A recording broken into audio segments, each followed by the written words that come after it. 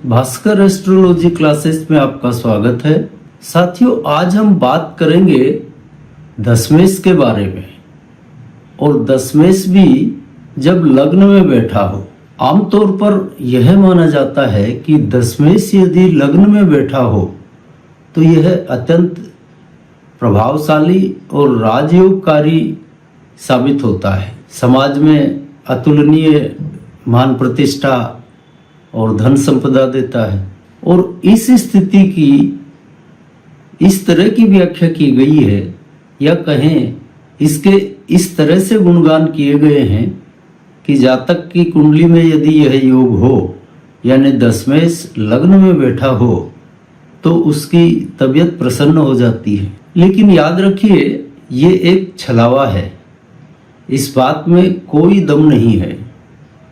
मन बहलाने को ठीक है, लेकिन यह बिल्कुल विपरीत तथ्य है। आज हम इस पर विस्तार से लग्न के अनुसार बात करेंगे। अब हमारे विचार से यदि यह योग हो, यानी दशमेश लग्न भाव में बैठा हो, तो यह कुंडली को खराब कर देता है। बिल्कुल विपरीत बात कह रहा हूं, लेकिन आप इस पर ध्यान दीजिएगा। अब मैं ऐसा क्यों कह रहा हूं, इसके पीछे कारण यह है कि दशमेश को दायित्व मिला है दशम भाव का, यानी कर्म का, और वह अपने भाव से जब लग्न में बैठेगा तो चतुर्थ हो जाएगा, यानी दशम का विपरीत भाव चतुर्थ। इसलिए यह कुंडली को खराब करता है। दशम भाव चाहता है कि आदमी कर्मशील हो, और चतुर्थ भाव चाहता है कि मनमोजी हो।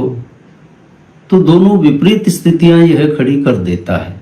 पहली बात तो यह है। सबसे पहले मेष लग्न की बात करते हैं। तो मेष लग्न में दशम भाव में मकर राशि पड़ेगी, यानी दशमेश शनि होगा। और शनि जब लग्न में बैठेगा तो वह मेष राशि में बैठेगा, यानी अपनी नीच राशि में। और नीच के शनि से आप कौन सा राजयोग ले लेंगे? यह स्थिति तो हुई मेष लग्न की, विचार कर लीजिए। अब वृष लग्न की बात करें तो वहां पर दशमेश होगा वही शनि, क्योंकि दशम भाव में कुंभ राशि है। अब दशम भाव में कुंभ राशि होने से शनि जब लग्न में बैठेगा तो वह भी अपने भाव से तो चतुर्थ होगा, लेकिन उसकी उच्च राशि तुला छठे भाव में पड़ेगी, तो अपनी उच्च राशि से आठवां हो जाएगा। और मजे की बात कि उच्च राशि भी छठे भाव में पड़ रही है, तो छठा और आठवां दो ही भाव एक्टिव करेगा, यानी षडाष्टक योग। अब इस षडाष्टक योग में आप कौन सा राजयोग ढूंढते हैं, आप देखिए। अब मिथुन लग्न की बात करें तो दशम भाव में मीन राशि पड़ेगी, और हमारे अनुसार मीन राशि का स्वामी होता है केतु। तो केतु यहाँ दशमेश होकर लग्न में बैठेगा, और केतु की उच्च राशि सिंह यह पड़ेगी तीसरे भाव में। तो यह अपने उच्च भाव से एकादश हो जाएगा, यानी तृतीय और एकादश दो भाव एक्टिव होंगे। तो यह भी आधीनता और नौकरी के माध्यम से ही जीवन चलाएगा। मेहनत से खाना कमाना तो चलेगा, लेकिन यह भी राजयोग नहीं बनाएगा। आइए अब बात करते हैं कर्क लग्न की। तो कर्क लग्न में दशम भाव में मेष राशि पड़ेगी, और मेष राशि का स्वामी मंगल होगा, यानी दशमेश यहाँ मंगल, और लग्न में बैठेगा अपनी नीच राशि में। तो यहाँ फिर यह नीच का हो गया। तो आप नीच के मंगल से कौन सा राजयोग लेंगे, यह भी देख लीजिए। अब इस नीच के मंगल से किसी राजयोग की उम्मीद तो नहीं करनी चाहिए। अब आते हैं सिंह लग्न पर। तो सिंह लग्न में दशम भाव में वृष राशि पड़ेगी, यानी शुक्र यहाँ दशमेश होगा, और शुक्र दशमेश होकर लग्न में यानी सिंह राशि में बैठा होगा। और शुक्र की उच्च राशि मीन यह पड़ेगी आठवें भाव में, तो यह अपनी उच्च राशि से छठा हो जाएगा।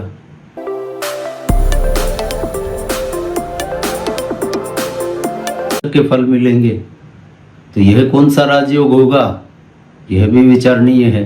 अब कन्या लग्न को देखें तो यहाँ स्थिति थोड़ी बहुत ठीक रहती है, क्योंकि यहाँ पर दशमेश होगा बुध और लग्न में बैठेगा तो वह अपनी उच्च राशि कन्या में बैठा होगा। तो यह शारीरिक सुख, उच्च विद्या और व्यापारिक कर्मों में सफलता दे देता है। इस बुध की सिर्फ एक ही परेशानी रहेगी कि यह वैवाहिक मामलों में थोड़ी बहुत दिक्कत देगा, अन्यथा यह अच्छे फल दे देता है। यानी यहाँ पर कन्या लग्न एक एक्सेप्शन हो गया। अब तुला लग्न की बात करें तो दसम भाव में कर्क राशि पड़ेगी, यानी दशमेश होगा चंद्रमा, और चंद्रमा लग्न में यानी जब तुला में बैठा होगा तो इस चंद्रमा की उच्च राशि वृक भी 8वें भाव में पड़ेगी, यानी अपने उच्च भाव से छठा हो जाएगा। और उच्च राशि 8वें भाव में है तो यहाँ भी छठा और 8वां भाव ही एक्टिव होगा, यानी फिर षडाष्टक के फल। तो राजयोग तो कम से कम ये नहीं ही देगा। अब वृश्चिक लग्न की बात करें तो वृश्चिक लग्न में दसम भाव में सिंह राशि पड़ेगी, यानी सूर्य यहाँ पर दशमेश होगा। अब यहाँ पर सूर्य लग्न में वृश्चिक राशि में बैठेगा तो अपनी उच्च राशि मेष से 8वां हो जाएगा, और इसकी उच्च राशि मेष छठे भाव में पड़ेगी। तो यहाँ भी छठा और 8वां ही एक्टिव होगा, यानी यह षडाष्टक के फल ही देगा। तो राजयोग तो देने से रहा। अब आते हैं धनु लग्न पर। तो धनु लग्न में दसम भाव में कन्या राशि पड़ेगी, और कन्या राशि यानी राहु की राशि है, तो यहाँ राहु दशमेश होगा और यह लग्न में बैठा होगा तो धनु राशि में होगा। अब इस राहु की उच्च कुंभ तृतीय भाव में है और उससे यह एकादश हो जाएगा, तो यह भी त्रि एकादश योग ही खड़ा करेगा। तो यहाँ भी स्थिति वही अधीनता और नौकरी वाली है, जीवन उसी से चलने वाला है। किसी व्यापारिक कर्म में तो यह राजयोग की स्थिति तक नहीं पहुंचने देगा। यदि मकर लगन की बात करें तो मकर लगन में दसम भाव में तुला राशि पड़ेगी, और जब तुला राशि का स्वामी शुक्र दशमेश होकर लग्न में बैठेगा तब क्या होगा, तो यहाँ पर भी यह दशमेश शुक्र अपनी उच्च राशि मीन से एकादश होगा, यानी फिर से वही तृतीय और एकादश त्रि एकादश योग एक्टिव करेगा। तो यहाँ भी वही अधीनता और मेहनत है, कोई राजयोग तो नहीं है। यह भी कोई बहुत अच्छी स्थिति नहीं है कि यह दशमेश शुक्र राजयोग बना दे। अब कुंभ लगन को देख लीजिए।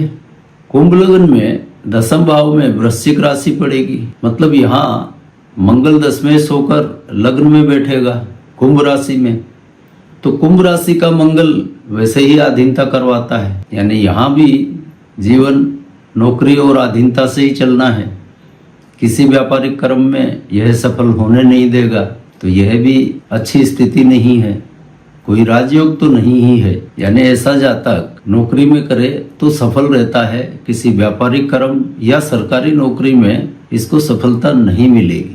कोई राजयोग यहाँ यह मंगल नहीं बनने देगा। अब आखिर में बात करते हैं मीन लग्न की। यहाँ पर दसम भाव में धनु राशि पड़ेगी, तो यहाँ पे गुरु दशमेश होकर लग्न में बैठेंगे, यानी मीन राशि में, और इनकी उच्च राशि कर्क पंचम भाव में पड़ेगी, और वहां से इनकी दूरी होगी नवम भाव की, और लग्न में बैठे हैं तो यह पूरी तरह से क्षत्रिय त्रिकोण का निर्माण कर देंगे अकेले गुरु, और यह गुरु पूरी तरह से राजयोग का निर्माण करेंगे और सर्वश्रेष्ठ फल ये देते हैं। यदि यह गुरु नक्षत्र स्वामी हुए तो जीवन भर इनके फल मिलेंगे, वरना दशा काल में तो मिलने ही हैं। तो यहाँ पर हमने आपसे प्रत्येक लग्न के बारे में बात की, तो कुल मुद्दा निकलकर यह सामने आता है कि कन्या लग्न में दशमेश यदि लग्न में हो तो ठीक ठाक फल दे देता है, और सर्वश्रेष्ठ फल वह सिर्फ मीन लग्न में मिलते हैं। बाकी जगह तो यह किसी तरह का कोई राजयोग निर्माण नहीं करेगा। इसलिए पढ़ी पढ़ाई सुनी सुनाई बातों पर अमल करने के बजाय थोड़ा तार्किक रूप से हम उसको देख लें तो स्थिति बिल्कुल साफ हो जाती है। और आशा करते हैं आपको आज एक और भ्रांति से मुक्ति मिली होगी।